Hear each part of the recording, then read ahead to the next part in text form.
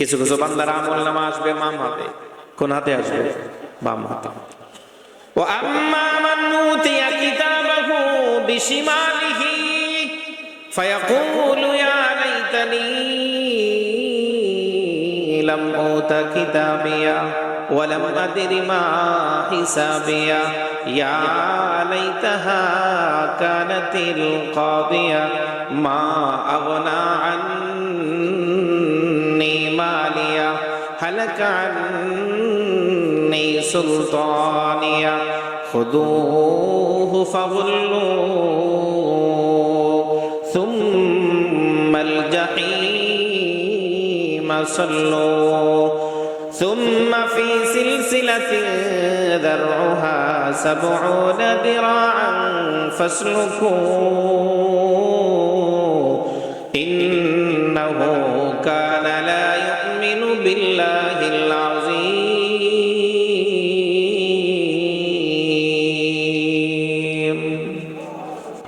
मदीने में मरना हमारे दिलों में यही है तमन्ना बलगल उला बिकमालिही कशफत दुजा बिजमालिही हसनत जमीउ खिसालिही सल्लु अलैहि व आलिहि। নবীনগর জামে মসজিদ এর মুসল্লি ও এলাকাবাসীর উদ্যোগে বার্ষিক ওয়াজ মাহফিলের সম্মানিত সভাপতি উম্মতের কান্ডারি উম্মতের রাহবার হযরত উলামায়ে কেরাম, সামনে বসা এলাকার শ্রদ্ধাভাজন মুরব্বী বাবাজিরা, প্রাণের যুবক ভাইরা, পর্দানিশীল মা বোনেরা, সকলকে মুবারকবাদ। সকলেই মিলে রব্বে করিমের দরবারে আলিশানে অন্তরের অন্তঃস্থল থেকে শ্রদ্ধা বিজড়িত কণ্ঠে কালেমাত শুকর আদায় করে নেব যে মহান মনিব আমাদেরকে ইশারের নামাজ জামাতে আদায় করার পরে কোরআনের একটা সুন্দর মজলিসে আমাদেরকে কিছু কথা বলার শোনার তৌফিক আল্লাহ তাআলা দিয়েছেন। এই জন্য সবাই একযোগে একবার পড়ে নেই আলহামদুলিল্লাহ। মুহতারাম দোস্ত আহবাব, আমি আপনাদের সামনে পবিত্র কালামে 114টি সূরার মধ্যে 33তম সূরা সূরাতুল আহজাব 22 নং পারা 6 নং পৃষ্ঠার শুরু থেকে কয়েকটি আয়াত কারিমা তেলাওয়াত করেছি। নবীজি সাল্লাল্লাহু আলাইহি ওয়াসাল্লামের মুবারক হাদিস আমি আপনাদের সামনে পেশ করেছি। এই আয়াত এবং হাদিসকে সামনে রেখে কিছু কথা বলতে থাকা, সময় যেহেতু কম, আমি ভূমিকা লম্বা না নিয়ে প্রথমে আলোচনাতে আপনাদের মনোযোগ আকর্ষণ করছি, আলোচনা শুরু করব। এই দুনিয়াতে আমরা যারা রয়েছি, আল্লাহ তাআলা আমাদেরকে দুনিয়াতে পাঠিয়েছেন। দুনিয়াতে দিন হয়, রাত আসে, সপ্তাহ আসে, পক্ষ আসে, মাস যায়, বছর আসে। এই পরিক্রমা আমাদের মাঝখানে দুনিয়ায় যতদিন আমরা আছি এটা চক্রাকার আকারে ঘুরতে থাকে। সপ্তাহ যখন পার হয়ে যায় তখন আমরা গণনা শুরু করি পক্ষকাল কবে আসবে। পক্ষ যখন পার হয় তখন আমরা গুনতে থাকি মাসটা কবে শেষ হবে। মাস যখন শেষ হয় তখন আমরা গুনতে থাকি বছরটা কবে শেষ হবে। দুনিয়াতে বান্দা তার জীবন আল্লাহর পক্ষ থেকে কিছু গণনা, আমাদেরকে কিছু নিয়ম নির্ধারণ করে দিয়েছেন। মুফাসসিরিন ইকরাম বলেন করার জন্য তার পিছনে কথা বোঝা যায়, একটু আমরা আওয়াজ দিব, কথা বোঝা যায়। দুনিয়াতে মানুষ তার জীবনকে অতিবাহিত করার জন্য দুনিয়ার হায়াতকে 4 ভাগে, প্রথম ভাগকে নাম দেওয়া হয়েছে সপ্তাহ, যেটা হয় 7 দিনে। দ্বিতীয় ভাগের নাম পক্ষ, যেটা হয় 15 দিনে। তৃতীয় ভাগের নাম মাস, যেটা হয় 30 দিনে। চতুর্থ ভাগের নাম বৎসর, যেটা হয় 365 দিনে। এই গণনাটা, এই সংখ্যাটা আমাদের সবার জানা আছে না নাই? আছে। মুফাসসিরিন ইকরাম বলেন, আল্লাহ তাআলার পক্ষ থেকে বান্দার জন্য আরো একটি বিশেষ গণনা রয়েছে। আল্লাহ তাআলার পক্ষ থেকে বান্দার জন্য আরো একটি বিশেষ গণনা রয়েছে। সেই গণনার মধ্যে দিন আছে 3টি। কয় দিন? 3 দিন। আল্লাহ তাআলার পক্ষ থেকে নির্ধারিত বিশেষ গণনার প্রথম দিনের নাম জন্মদিন, বিশেষ গণনার দ্বিতীয় দিনের নাম মৃত্যুদিন, বিশেষ গণনার তৃতীয় দিনের নাম কিয়ামতের দিন। আমি আবারও আপনাদের সামনে রিপিট করছি। আল্লাহ তাআলার পক্ষ থেকে বিশেষ গণনার প্রথম দিনের নাম, সবাই বলেন, প্রথম দিনের নাম। বিশেষ গণনার দ্বিতীয় দিনের নাম মৃত্যুদিন, বিশেষ গণনার তৃতীয় দিনের নাম কিয়ামতের দিন। সূরা থেকে 3 দিনের আলোচনা করেছেন। হযরত ঈসা রুহুল্লাহ আলাইহিস সালাতু ওয়াস সালাম দুনিয়াতে ভূমিষ্ঠ হয়েছেন, আগমন করেছেন। উনি ওনার মায়ের কোলে সদ্য ভূমিষ্ঠ বাচ্চা।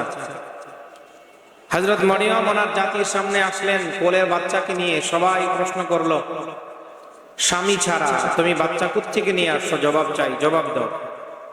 উনি বললেন, আজকে আমি কথা বলবো না, আমি কথা না বলার রোজা রেখেছি। তাহলে আমাদের প্রশ্নের জবাব দিবে কে? কই ছোট বাচ্চা, 1 দিনের বাচ্চা, 1 ঘন্টার বাচ্চা কথা বলতে পারে না? আল্লাহ বলাইলে পারে? এটা কথা বলেন, 1 দিনের বাচ্চা কথা বলতে পারে না? আল্লাহ বলাইলে পারে?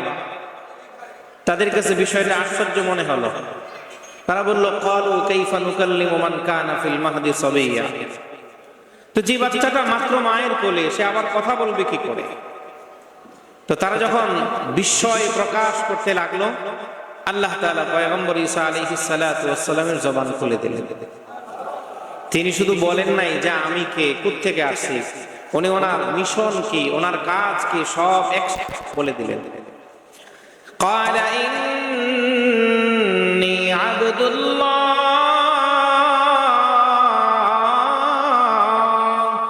আতানিয়াল কিতাবা ওয়া জাআলানি নাবিয়্যা ওয়া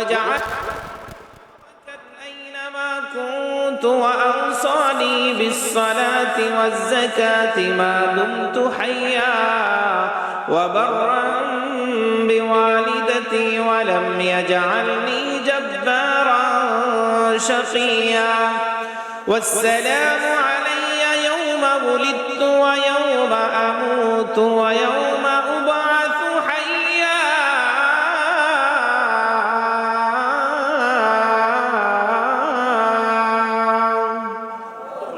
পয়গম্বর ঈসা আলাইহিস সালাতু ওয়াস সালাম আজকে গত এই ডিসেম্বরের 25 তারিখ খ্রিস্টানদের ধর্মীয় উৎসব বড়দিন পালন হয়েছে, ক্রিসমাস। আবার এই মাসের শেষ দিন রাত 12:01 তারা 31st নাইট উদযাপন করবে। কিন্তু আফসোসের বিষয়, আমরা মুসলিম, আমরা বিশ্বনবীর উম্মত, শ্রেষ্ঠ উম্মত হয়ে আমাদের লজ্জা থাকা উচিত।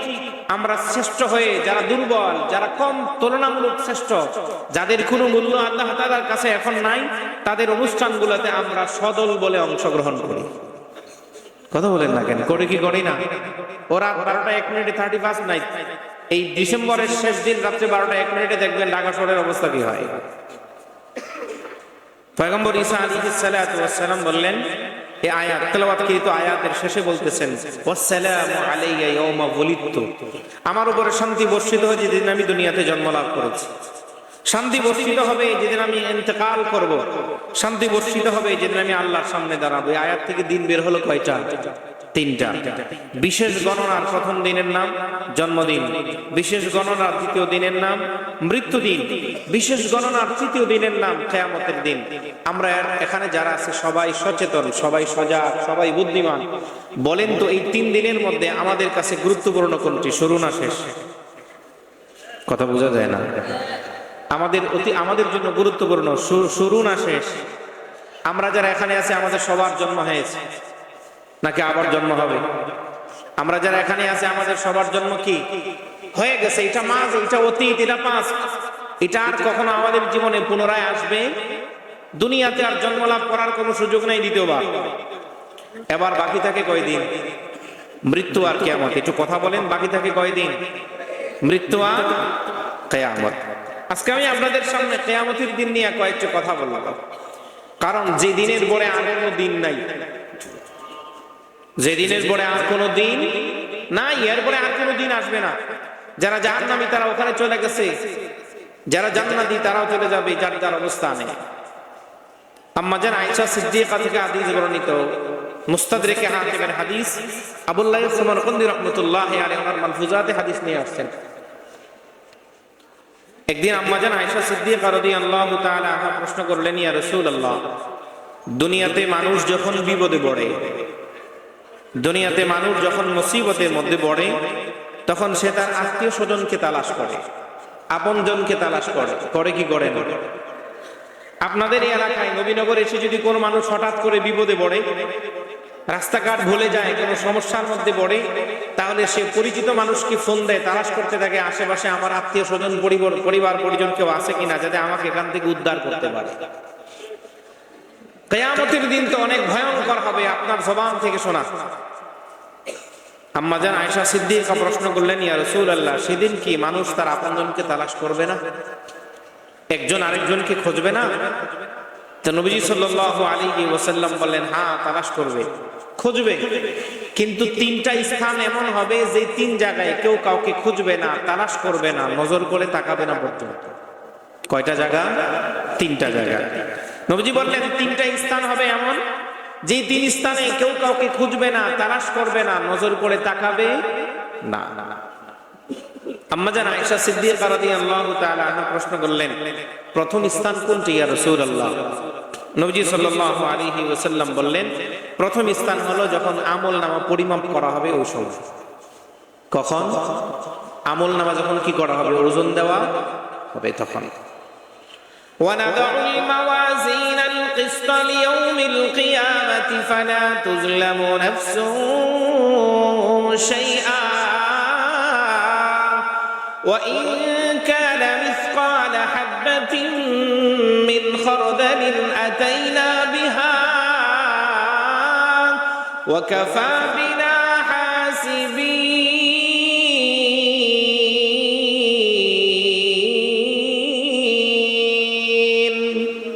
আল্লাহ তাআলা বলেন, কিয়ামতের ময়দানে আমি আল্লাহ তাআলা ন্যায় পরায়ণতার দণ্ড স্থাপন করব। ফালা তুজলামু নাফসুন শাইআ, সেদিন কারো প্রতি সামান্যতম জুলুম করা হবে না। আমি বিষয়টা বোঝার জন্য আরেকটা উদাহরণ দিই। আপনাদের এই বাজারে স্বর্ণকারের দোকান আছে না নেই? যেটাকে আমরা বানিয়ার দোকান বলি, স্বর্ণকারের দোকান বলি। আপনি স্বর্ণকারের দোকানে গেলেন অলংকার বানাতে, অথবা কোনো স্বর্ণ নিয়েছেন তার সামনে ওজন দেওয়ার জন্য। এখন সে যখন স্বর্ণকে তার ডিজিটাল মিটারে পরিমাপ করবে, তখন আপনি অন্যদিকে তাকাবেন, তার ডিজিটাল মিটারের দিকে তাকাবেন। আপনার তাকানোটা, নজরটা ওদিকে থাকবে না আরেক দিকে। কথা বুঝাইতে পারি? আপনার দৃষ্টিটা সে যেখানে ওজন দিচ্ছে ওদিকে থাকবে না অন্যদিকে? ওদিকেই থাকবে। কেন? সে যদি এখন 1-2 পয়েন্ট চালাকি করে আপনাকে কম দেয়, তাহলে তার লাভ হবে, আপনার লস হবে। এই জন্য আপনি তার দিকে তাকায় থাকবেন খুব সতর্কতার সাথে। আম্মা জান আয়েশা সিদ্দিকা রাদিয়াল্লাহু তাআলা আনহার সামনে বিশ্বনবী বললেন, আয়েশা, কিয়ামতের ময়দানে আমলনামা যখন পরিমাপ করা হবে, তখন বান্দা কারো দিকে তাকাবে না, নজর করবে না, তালাশ করবে না। ডানে কে, সামনে কে, পিছনে কে, তার আশেপাশে কে আছে দাঁড়ানো, সে খুঁজবে না, তালাশ করবে না। আপনজন দাঁড়িয়ে আছে না অপরিচিত কেউ দাঁড়ায় আছে, টেরও পাবে না। কারণ তার দিলের মধ্যে ভয়, যদি এখন পরিমাপ করার সময় আমার বোধের পাল্লাটা ভারী হয়, তাহলে আমি না কামিয়াব হয়ে যাব। আর যদি আমার নেকের পাল্লাটা ভারী হয়, তাহলে আমি জান্নাতি হব। এই জন্য আরেক দিকে তাকানোর কোনো সুযোগ নাই। সরকার দো জাহা বললেন, ওই আমলনামার দিকে তাকায় তাকায় বান্দা হয়রান পেরেশান হয়ে থাকবে। মুহতারাম দোস্ত আহবাব, এবার আম্মা জান আয়েশা সিদ্দিকা রাদিয়াল্লাহু তাআলা আনহা প্রশ্ন করলেন, পয়গম্বর, দ্বিতীয় জায়গা কোনটি যেখানে মানুষ মানুষকে তালাশ করবে না, খুঁজবে না, তাকাবে না? সরকার দো আলম বললেন, দ্বিতীয় জায়গা হলো হঠাৎ করে মানুষের সামনে মাথার উপরে কিয়ামতের ময়দানে আমলনামা উঠতে থাকবে। আমলনামা তার ফলাফল উঠতে থাকবে। দুনিয়াতে সে যে পরীক্ষা দিয়েছে, নাম্বার পত্র আসার উপরে মাথার উপরে ঘুরতে থাকবে, নাম্বার পত্রটা মার্কশিট ঘুরতে থাকবে। কার নাম্বার পত্র ডান হাতে আসবে, কার নাম্বার পত্র বাম হাতে আসবে। মুসলমান ভাইরা আমার, কেউ যদি এইভাবে উপরের দিকে 10 থেকে 15 মিনিট তাকায় থাকে, তার গাড়ের রক্ত ব্যথা করবে কি করবে না? বিশ্বনবী সরকার যা বলেন, কিয়ামতের ময়দানে আল্লাহর বান্দা এইভাবে আমলনামা হাতে আসার সময় কেউ 1000 বছর, কেউ 2000 বছর, কেউ 5000 বছর উপরের দিকে তাকায় থাকবে, নজর করবে না কোনো দিকে, না জানি আমার আমলনামাটা বাম হাতে আসে। আল্লাহ তাআলা কালামে পাকে বলেন, ফাআম্মা মান উতিয়া কিতাবাহু বিয়ামিনিহি ফায়াকুলু হাউম ইকরাউ কিতাবিয়া ইন্নী যানাউতু আন্নী মুলাকিন হিসাবিয়া ফাহুয়া ফী ঈশাতির রাদিয়া ফী জান্নাতিন আলিয়া কুতুফুহা দানিয়া কুলু ওয়াশরাবু হানিআম বিমা আসলাফতুম ফিল আইয়ামিল খালিয়া। আমলনামা যদি বান্দার ডান হাতে চলে আসে, বান্দা বড় আনন্দিত হবে। আপনার আমার পয়গম্বর সরকারি দু জাহান বলেন, নেককার মুমিন বান্দার আমলনামা যখন ডান হাতে আসবে, তার আমলনামা থেকে জান্নাতি মেশকো আম্বরের ঘ্রাণ বের হতে থাকবে। জোরে বলেন সুবহানাল্লাহ। সন্তান যদি পরীক্ষায় 5 নাম্বার করে প্লাস পায়, পুরা মহল্লার মধ্যে বৃষ্টি বিতরণ করে, মা বাবা করে কি করে না? যার সাথে মোলাকাত হয় তাকে বলে, দেখো আমার সন্তান কিন্তু পরীক্ষায় 5 নাম্বার পেয়েছে। সুসংবাদ প্রদান করে কি করে না? কিয়ামতের ময়দানে যখন নাম্বারটা পাস আসবে, নাম্বারটা যখন ভালো আসবে, সে তার আশেপাশে এতক্ষণ পর্যন্ত কে দাঁড়ানো ছিল দেখবে না। যে আমলনামা হাতে আসছে ডান হাতে, তখন সে তার ডানে বামে সামনে পিছনে যারা আছে তাদেরকে বলবে, হা উমকরাউ কিতাবিয়া, আসো আসো আমার আমলনামাটা পাঠ করে দেখো, কতই না চমৎকার। সুবহানাল্লাহ। কিছু কিছু বান্দার আমলনামা আসবে বাম হাতে, কোন হাতে আসবে? বাম হাতে। ওয়া আম্মা মান উতিয়া কিতাবাহু বিশিমালিহি ফায়াকুলু ইয়া লাইতানি লাম উতা কিতাবিয়া ওয়া লাম আদরি মা হিসাবিয়া ইয়া লাইতাহা কানাতিল কাদিয়া মা আগনা আন্নী মালিয়া হালাকা আন্নী সুলতানিয়া খুযূহু ফাগুল্লূহু সুম্মাল জাহীমা সাল্লূহু সুম্মা ফী সিলসিলাতিন যারউহা 70 দিরাআন ফাসলুকুহু ইন্নাহু কানা লা ইউমিনু বিল্লাহিল আযীম।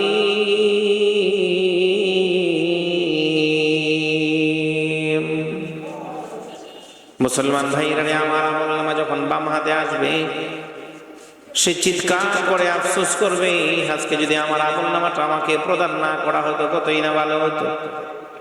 সন্তান যদি পরীক্ষার মধ্যে উপযুক্ত নাম্বার না পায়, পাস করতে না পারে, লজ্জায় কারো সামনে কয়েকদিন চেহারা দেখায় না। কথা বলেন ঠিক কিনা?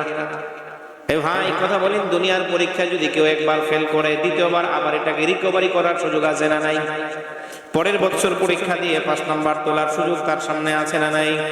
কিন্তু যদি কেউ কিয়ামতের পরীক্ষার মধ্যে তার রেজাল্ট বড় খারাপ হয়, রেজাল্ট যদি বড় খারাপ হয়, দ্বিতীয়বার সেখান থেকে রিকভারি করার কোনো সুযোগ আছে বটে? বলেন কোনো সুযোগ আছে?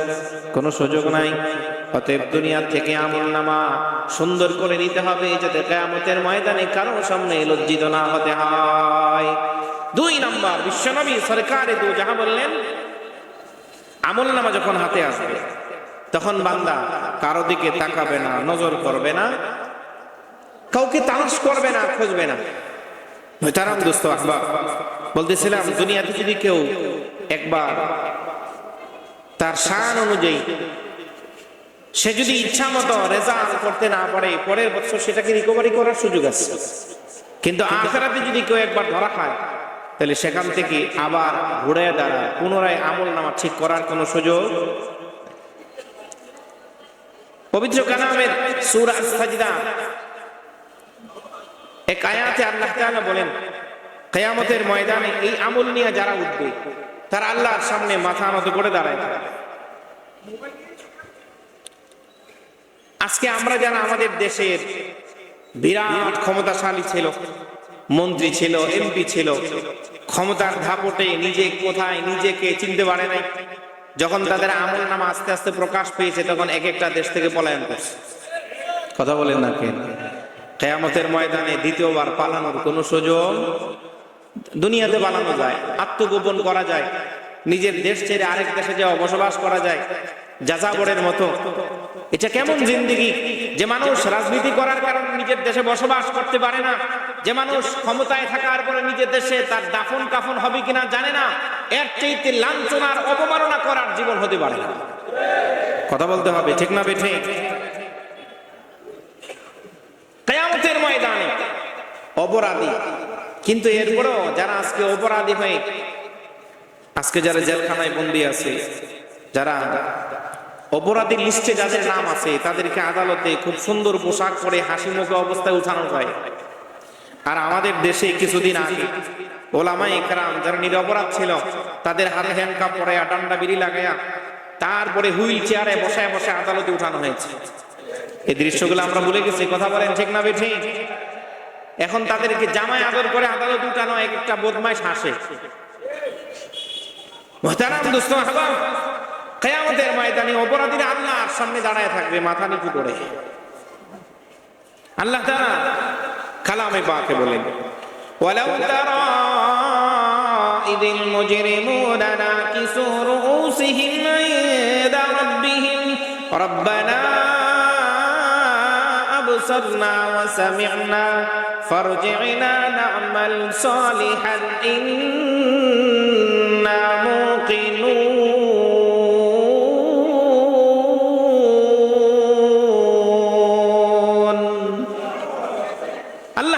হাবিবকে বলেন, ওয়ালাউ তারা, আপনি দেখবেন কিয়ামতের দিন, ইদিল মুজরিমুন, যারা অপরাধী, নাকিসু রুউসিহিম ইনদা রাব্বিহিম, তারা আমার সামনে, তাদের রবের সামনে মাথা নিচু করে দাঁড়ায় থাকে। কি বলবে দাঁড়ায় থাকে? আহা, এই মাহফিলের মাধ্যমে, জুমার দিন খতিব বয়ানের মাধ্যমে, ইসলাহি মজলিসের মাধ্যমে, দাওয়াত তাবলীগের নিরেট হক্কানি উলামায়ে কেরামের নজমত তরিকার মাধ্যমে, তারপরে হক্কানি পীর মাশায়েখদের মজলিসে গিয়ে উলামায়ে কেরাম বারবার আওয়ামকে বুঝিয়েছে জাহান্নাম বড় ভয়ঙ্কর, আখিরাত বড় ভয়ঙ্কর, সেখানে কেউ কাউকে সঙ্গ দিবে না, কেউ কাউকে খুঁজবে না, কেউ কাউকে বাঁচানোর জন্য আগে আসবে না, সাবধান, আমলনামাগুলি তুমি ঠিক করো। আমরা এই কান্দা ঢুকেছি, এই কান্দা বের করে দিছি। কথা বলেন না কেন? এই কান্দা আমরা ঢুকাই, এই কান দিয়া হুজুররা এত কথা বলে, ওগুলো কি মানা যায়? এত মানার তো সময় নেই। আপনারা এখানে বয়ান শুনতে আসছেন, শুধু শুনবেন না কিছু নিয়ে যাবেন? শুধু শুনবো না কিছু নিয়ে যাব? আমার একটা উদাহরণ মনে পড়ছে, বলবো। আপনার কথা বলেন, এটা উদাহরণ মনে পড়ছে, বলবো। মাহফিল হচ্ছে, যুবক কয়েকজন বলতেছে, চল নবীনগর কেন্দ্রীয় মসজিদের মাহফিল হচ্ছে, আমরা যাই। কি জন্য যাবি? কয় জিলাপি খেতে যাব। মাহফিলের আশেপাশে জিলাপির দোকান বসে কি বসে? বসে। গ্রামে যেমন বসে শহরেও বসে। ওদের সাথে এক হিন্দু ছেলে বলতেছে, তোমরা যাবে তো আমিও যাবো। তো তুই কি করবি? কত দেশে জিলাপি খাবো। চল। একসাথে কয়েকজন মুসলিম যুবক, সাথে একটা হিন্দু ছেলে আসছে। ওরা জিলাপি খাইতেছে, তো যিনি আলোচনা করতেছে উনি বলতেছেন, সাবধান, মাপে কিন্তু কম দেওয়া যাবে না। কেউ যদি মাপে 2 নম্বরই করে তাহলে ফেরেশতার পিঠায় একটাও মাটিতে পড়বে না। হিন্দু যে ছেলে আসছিল সে ছিল বানিয়ার ছেলে, স্বর্ণকারের ছেলে। ও মনে মনে চিন্তা করতেছে, সর্বনাশ, আমার আব্বা যে পরিমাণ 2 নম্বরই করছে ওজনে, মরলে ফেরেশতার পিঠায় একটাও মাটিতে পড়বে না। সে মনে মনে চিন্তা করতেছে, হায় হায় সর্বনাশ, যে পরিমাণ 2 নম্বরই ওজনে আমরা করছি, যদি ফেরেশতা আমাকে ধরে আমাদেরকে আটকায় তাহলে জান শেষ। কি করতে হবে? এখন থেকে সে নিয়ত করতেছে, এখন থেকে আগে আমরা নিছি বেশি দিছি কম, এখন থেকে নিব কম দিব বেশি। ওই ছেলের নিয়ত কি? আগে আমরা নিছি বেশি স্বর্ণ, দিছি কম, এখন থেকে আমরা নিব কম, দিব আগের গুলো পূরণ করব, শোধ করব। এই নিয়ত করে দোকানদারি শুরু করছে। পরের দিন থেকে দোকানদারি করতে করতে 1 মাস পরে তার বাবা আসছে, খাতা হাতে নিয়ে বলতেছে, হিসাব করে দেখে দোকানে লাল বাতি জ্বলতেছে। কিরে বেটা, এতদিন তো ব্যবসা হয়েছে, এখন লাল বাতি জ্বলে কেন? সর্বনাশ, কথা বলবো না, ফেরেশতার পিঠা মাটিতে বলবো না। ফেরেশতার পিঠা মানে তুমি এতদিন যে 2 নম্বরই করছো। আমি গত 1 সপ্তাহ আগে মুসলমানদের এক ওয়াজে গেছিলাম, সেখানে গিয়ে শুনছি যে কেউ যদি মাপে কম দেয় তাহলে ফেরেশতার পিঠে একটু মাটিতে পড়বে না। এই জন্য আমি নিয়ত করছি আজকে 1 মাস যাবত যে দোকানে মানুষের কাছ থেকে স্বর্ণ নেই কম, দেই বেশি, তোমার আগের সুদবোধ সব পূরণ করতেছি। বাবা বলতেছে, সর্বনাশ, তুই তো ওয়াজ বাড়িতে নিয়ে আসছস, দোকানে নিয়ে আসছস। মুসলমান ওয়াজ শোনে কিন্তু ওয়াজ বাসায় নেয় না। ওকে বিশ্বাস করি না, আমাকে প্রমাণ দেখাতে হবে। চল আজকে ওয়াজ হচ্ছে, তোর প্রমাণ দেখাবো। আপনারা তো মাশাআল্লাহ ফ্লোরে বসছেন, সুন্দর বিছানা আছে। গ্রাম অঞ্চলের মাহফিলগুলোতে নিচে খড়কুটা বিছানো হয়। 2 ঘন্টা, 2.5 ঘন্টা, 3 ঘন্টা যদি কেউ একাধারে খড়কুটার উপরে বসা থাকে, আখিরি মোনাজাত শেষ হওয়ার পরে তখন পিছনে কিছু ময়লা লাগে না? বাবা বেটা রাস্তার মধ্যে 2 জনে দাঁড়ায় রয়েছে।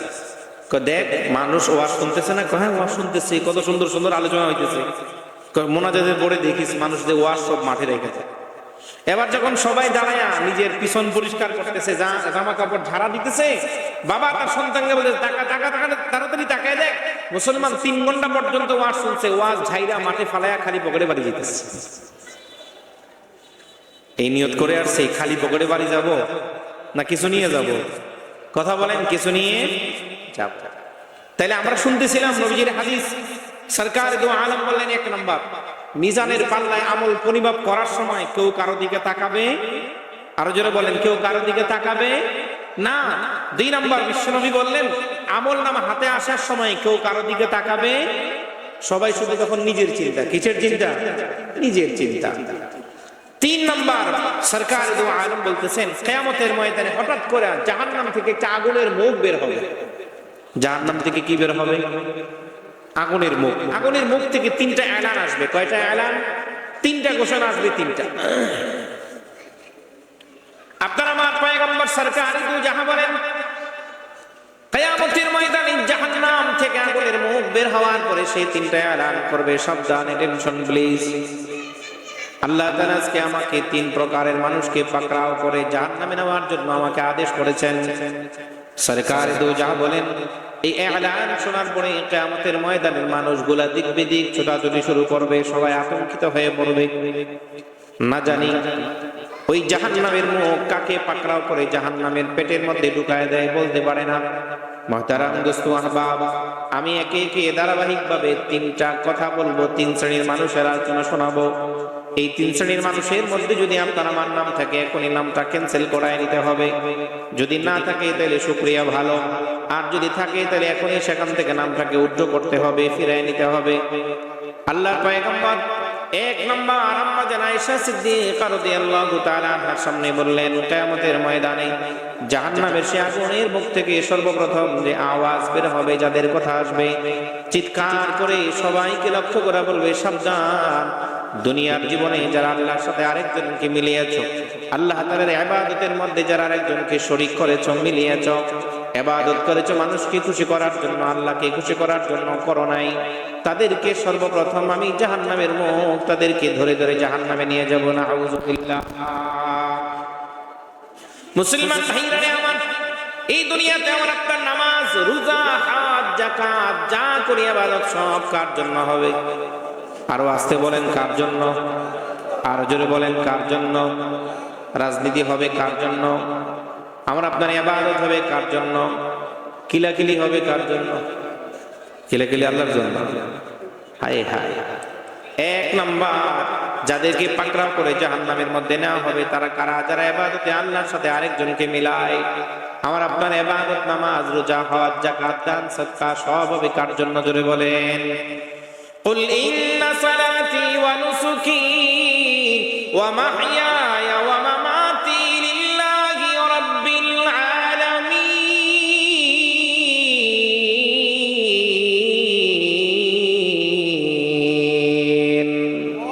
আর জোরে বলেন আল্লাহু আকবার।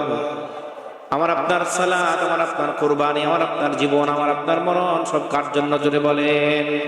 সব আল্লাহ তাআলার জন্য হবে। অতএব ইবাদতে আল্লাহর সাথে কাউকে মেলানো যাবে? ইবাদতে আল্লাহর সাথে কাউকে মেলানো যাবে? সব হবে আল্লাহ তাআলার জন্য। আমার সমাজ আমাকে কি বলবে?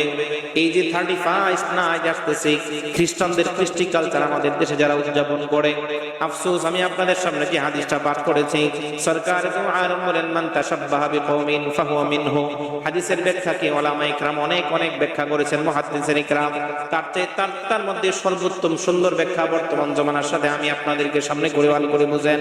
দুনিয়াতে মুসলমানের সন্তান মুসলমান পরিবারে থাকে, মুসলমান হিসাবে দুনিয়াতে চলাফেরা করেছে, কিন্তু খ্রিস্টানদের কৃষ্টি কালচার গ্রহণ করার কারণে দুনিয়াতে মুসলমান সমাজে থাকে, আখিরাতে খ্রিস্টানদের সাথে দাঁড়াবে। দুনিয়াতে মুসলমান মা বাবার ঘরে ঘুমায়, আখিরাতে খ্রিস্টানদের সাথে দাঁড়াবে। দুনিয়াতে মুসলমান বাজারে বাজারে করে, আখিরাতে খ্রিস্টানদের সাথে ঘুমাবে। দুনিয়াতে সে মসজিদে মাঝে মাঝে যায়, কিন্তু আখিরাত হবে খ্রিস্টানদের সাথে। দুনিয়াতে ঈদগাহে যায় নামাজ পড়ার জন্য, আখিরাত তার জন্য হবে খ্রিস্টানদের সাথে। কথা বলেন ঠিক কিনা? তারা যারা খ্রিস্টানদের কৃষ্টি কালচারকে সাদরে গ্রহণ করে, কথা বলেন ঠিক কিনা? মুসলমান ভাইরা আমার, এই জন্য 1 নম্বর ইবাদত হবে আমার পুরো জিন্দেগিটা চিৎকার করে বলেন সব কাজ। আমাদেরকে সৃষ্টি করেছেন তিনি কে? এই আওয়াজে আওয়াজ দিলে ভারতকে পরাজিত করা যাবে। কথা বলেন ঠিক না বেঠিক? এই আওয়াজ দিয়ে যদি আপনারা আওয়াজ দেন, স্লোগান যদি আওয়াজে এমন হয়, তাহলে ভারতের হিন্দুদেরকে পরাস্ত করা যাবে না। হ্যাঁ, গজওয়াতুল হিন্দের মধ্যে দামামা বাজার খুব সন্নিকটে, আমরা খুব কাছাকাছি আছি। তখন তাদের বিরুদ্ধে এইরকম স্লোগান হলে তাদের তখ্ত তাউসকে নিস্তানাবুদ করা যাবে না। আরো চিৎকার করে বলেন আমাদের রবকে। মাশাআল্লাহ। অতএব আমাদের সবচেয়ে বড় অস্ত্র হলো আমরা আল্লাহর গোলাম, আল্লাহ আমাদের পক্ষে আছেন। কথা বলেন না কেন?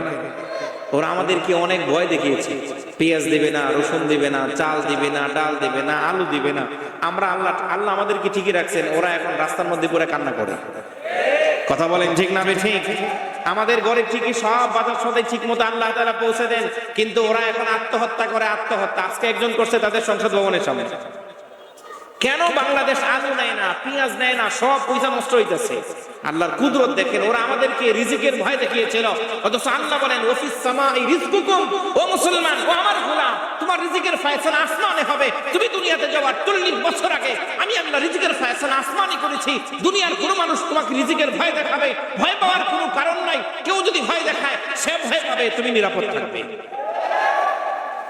ওরা আমাদেরকে ভয় দেখিয়েছে। মুহতারাম দোস্ত, আবার তাহলে 1 নাম্বার ইবাদত হবে কার জন্য? আল্লাহর সাথে কাউকে শরীক করা যাবে 1 নাম্বার। যদি এই নাম্বারে কারো অবস্থান থাকে যে আমি ইবাদত মাঝে মাঝে মানুষকে দেখানোর জন্য করি, ইবাদত মাঝে মাঝে উমুকের সন্তুষ্টি করার জন্য করি, এখন থেকে নামটা কাটতে হবে। কথা বলেন, এখন থেকে সেখান থেকে নামটাকে উঠায় নিয়ে আসতে হবে, না তো আখিরাতে ঝামেলা হবে। কথা বলেন ঠিক না ঠিক? তাহলে 1 নাম্বার। 2 নাম্বার, খুব কথাগুলো খেয়াল করেছেন, আমি লম্বা সময় দিতে পারবো না, আর সর্বোচ্চ 12-14 মিনিট। 2 নাম্বার, সরকার দু আলম বলেন কিয়ামতের ময়দানে জাহান্নামের মুখ থেকে দ্বিতীয় নাম্বার যে ঘোষণা আসবে সেটা হলো দুনিয়াতে আল্লাহ তাআলা কাউকে সামান্য ক্ষমতা দিয়েছে। এই ক্ষমতাটা পেয়ে সে মানুষের উপরে জুলুম অত্যাচার করেছে। কি করেছে?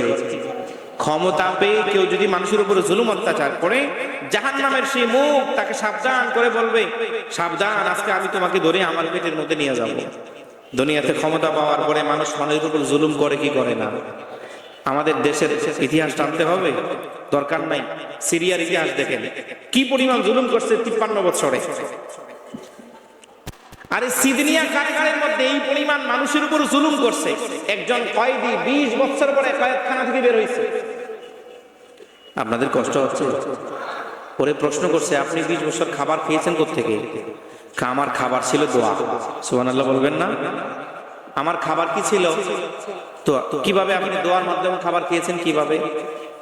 যখনই আমার ক্ষুধা লাগছে, আমার ঘরটা ছিল অন্ধকার, দরজা নাই, জানালা নাই, সব আমাকে এই অন্ধকার ঘরের মধ্যে বন্দি করছে। কোন দিকে ডান, কোন দিকে বাম, কোন দিকে সামনে, কোন দিকে পিছনে আমি বলতে পারি নাই। একটা আবদ্ধ ঘরের মধ্যে আমাকে ঢুকাইছে। খাবার দেয় না, খোঁজ খবর নেওয়ার জন্য আসেন।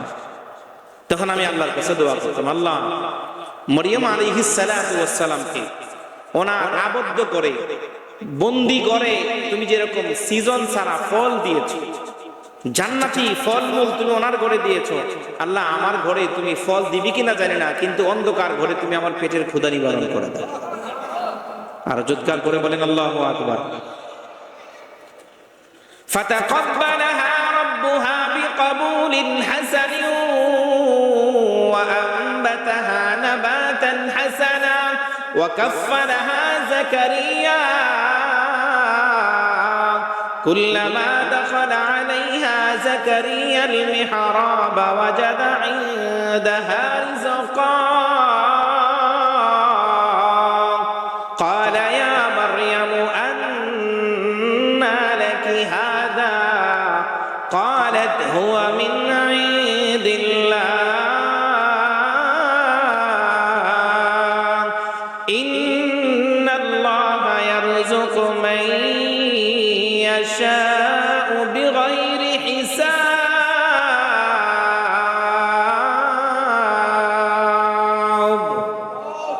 আল্লাহর কথা। উনি বলতেছেন আল্লাহ আমার ঘরে তো কেউ খাবার দেয় না। যখন আমি দোয়া শেষ করছি আমার মনে হয়েছে আমার পেটে কে যেন কুদরতি ভাবে খাবার ঢুকাই দিচ্ছে। আরো জোরে বলেন সুবহানাল্লাহ, যে আমার পেটে কে যেন খাবার দিয়েছে। তিনি দুনিয়াতে ক্ষমতা দেন কে? ভাই আওয়াজ দিয়ে বলেন ক্ষমতা দেন কে? আবার ক্ষমতার সব ব্যবহার না করলে আল্লাহ লাথি দিয়া ক্ষমতা থেকে তাকে সরায় দেন তিনি কে? তাইলে সামান্য ক্ষমতা পাওয়ার পরে আরেকজনের উপর জুলুম করা যাবে? আরে মানুষ তো এখন এই অবস্থা, ক্ষমতা পাওয়ার পরে মানুষকে মানুষ মনে করে না। মানুষকে মানুষ মনে করতো না, বিশেষ করে যারা ক্ষমতা চেয়ার 15টা বছর 16 বছর দখল করেছিল তারা উলামায়ে কেরামকে থার্ড ক্লাসের মানুষ মনে করতো, মৌলবী মৌলবী। এখন এই কালচারটা আমাদের সমাজে আছে, মৌলবী বলে আমাদেরকে ক্রিটিসাইজ করা হয়, ছোট করা হয়। মনে রাখেন দুনিয়াতে আপনি ভিআইপি হতে পারেন, দুনিয়াতে আপনি সিআইপি হতে পারেন, দুনিয়াতে আপনি ভিভিআইপি হতে পারেন, দুনিয়াতে আপনি বড়লোক ধনী হতে পারেন, দুনিয়াতে আপনার একটা স্ট্যাটাস থাকতে পারে, দুনিয়াতে আপনার একটা অবস্থান থাকতে পারেন। আল্লাহর কসম করে বলি দুনিয়ার ভিআইপি আপনি, আখিরাতের ভিআইপি উলামায়ে কেরাম। দুনিয়ার ভিআইপি আপনি, আখিরাতের ভিআইপি কোরআন ওয়ালা। দুনিয়ার আপনার অবস্থান ভালো আছে, আখিরাতে সবচেয়ে ভালো অবস্থান থাকবে উলামায়ে কেরাম।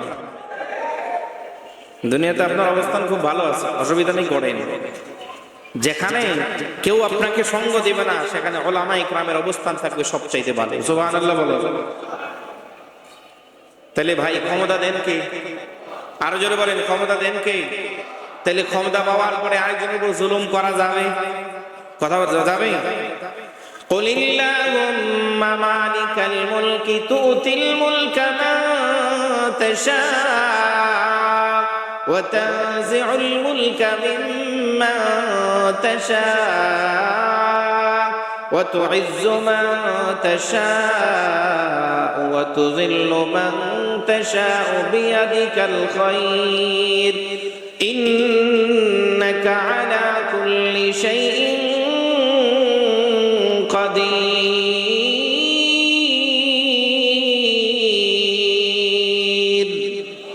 তাইলে আল্লাহ ক্ষমতা দেন, ক্ষমতা পাওয়ার পরে কারো উপরে জুলুম অত্যাচার করার চিন্তাই করা যাবে না। তাহলে 2 নম্বর সরকারে দো আলম বললেন কিয়ামতের ময়দানে 2 নম্বর জাহান্নামের মুখ তাদেরকে পাকড়াও করবে যারা দুনিয়াতে ক্ষমতা পাওয়ার পরে আরেকজনের উপরে জুলুম অত্যাচার করেছে, অবিচার করেছে, আরেকজনের উপর আরেকজনের হক নষ্ট করেছে। এই ব্যক্তিকে কিয়ামতের ময়দানে জাহান্নামের মুখ পাকড়াও করে জাহান্নামের মধ্যে নিয়ে যাবে। এলাকার মুসলমান যুবক ভাইরা আমার, এই জন্য এখন যৌবন বয়স, আপনার যৌবন বয়সে আরেকজনের উপরে জুলুম করা যাবে না। যৌবন বয়সে আরেকজনের ক্ষমতাকে কুক্ষিগত করা যাবে না, ক্ষমতাকে অসৎভাবে ব্যবহার করা যাবে না। এই যৌবন আপনাকে দিয়েছেন আল্লাহ, আবার যৌবন আপনার কাছ থেকে আল্লাহ তাআলা চিনে নিয়ে যাবেন। এখন যারা মুরব্বী আছেন এক সময় তারা বয়স্ক, এখন যারা বয়স্ক আছেন একটা সময় তারা যুবক ছিলেন। কথা বলেন না কেন? এখন যারা ছোট বাচ্চা আছে তারা একটা সময় যুবক হবে কি হবে না? যৌবন বয়সে যৌবনের গরমে যদি কেউ কারো উপরে জুলুম অত্যাচার করে তাহলে এই ব্যক্তিটার সামনে বৃদ্ধ বয়সের হায়াতটা আসবে কিনা বলেন? জওয়ানে গুফতে বাপিরি দিলাগা, জওয়ানে গুফতে বাপিরি দিলাগা, চেগম কর দি চেগম গশতি দরিরা। जवाब अशदा दे पीरे खुश तकल्लुम जवाब अशदा दे पीरे खुश तकल्लुम जवानी रा दरी रह कर दाम गुम जवानी गुफ्ते बा पीरे तू कयाबी जवानी रा कसे हरगज नमी आबद दोबारा जिंदगानी रा कसे हरगज नमी आबद दोबारा जिंदगानी रा। এই যৌবনের তারণে মানুষের উপর অপরাধ করা যাবে না, মানুষের উপর জুলুম করা যাবে না। 3 নাম্বার সরকারে দুজা বলেন কিয়ামতের ময়দানে জাহান্নামের মুখ তাদেরকে পাকড়াও করবে যারা দুনিয়াতে কিয়ামতের দিনকে বিশ্বাস করে নাই, যারা দুনিয়াতে শেষ দিনকে বিশ্বাস করে নাই। আমাদের বাংলাদেশে বহুত এমন নাস্তিক আছে, সেকুলার আছে, যারা পরে পরকাল বলতে কিচ্ছু নাই। ধরে বলেন নাউজুবিল্লাহ। পরকাল আছে না নাই? কথা বলেন, পরকাল আছে না নাই? আমার তেলাওয়াতকৃত আয়াতে সূরাতুল আহজাবের শেষ দিকে আল্লাহ তাআলা তার পয়গম্বরকে বলেন, মানুষ এসে আপনাকে প্রশ্ন করে কিয়ামত কবে হবে, কিয়ামত কবে হবে। আপনি বলেন কিয়ামত কবে হবে, এলেম আল্লাহ তাআলা জানেন, তবে কিয়ামত খুব নিকটে, কিয়ামত খুব নিকটে। আমি আপনাদের সামনে যে মূল কথাটা বলার জন্য বসছি, এই দুনিয়াতে আমরা যারা আছি, পর্দানিশীন মায়েরা যারা আছেন, বাসার মধ্যে বসে যারা বয়ান শুনছেন, খুব খেয়াল করে শুনেন শেষের কথাগুলো। দুনিয়াতে আমরা যারা আছি, যারা কিয়ামতের দিনকে বিশ্বাস করে নাই, উল্টাপাল্টা যারা চলছে, বেলাইনি যারা নিজেদের জীবনকে পরিচালিত করছে, তারা কিয়ামতের ময়দানে আফসোস করবে। তাদের চেহারাগুলিকে জাহান্নামের আগুন দিয়ে ফ্রাই করা হবে, ফ্রাই, নাউজুবিল্লাহ বলে। তাদের চেহারাগুলিকে জাহান্নামের আগুন দিয়ে কি করা হবে? ফ্রাই, ভাজি করা হবে। আচ্ছা, মাছ যখন ভাজি করে তখন কি এক সাইড করে না উভয় সাইড করে? একদিক করে না উভয় দিকে করে? মাছ উভয় দিকে করে কি করে না? আল্লাহ তাআলা আমার তেলাওয়াতকৃত আয়াতের এক আয়াতের মধ্যে বলেন, ইয়াউমা তুকাল্লাবু ওয়ুজুহুহুম ফিন্নার ইয়াকুলুনা ইয়া লাইতানা আতা'না আল্লাহ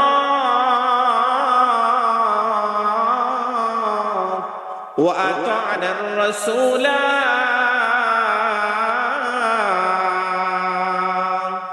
ইয়াউমা তুকাল্লাবু উলট পালট করা, ফ্রাই করা।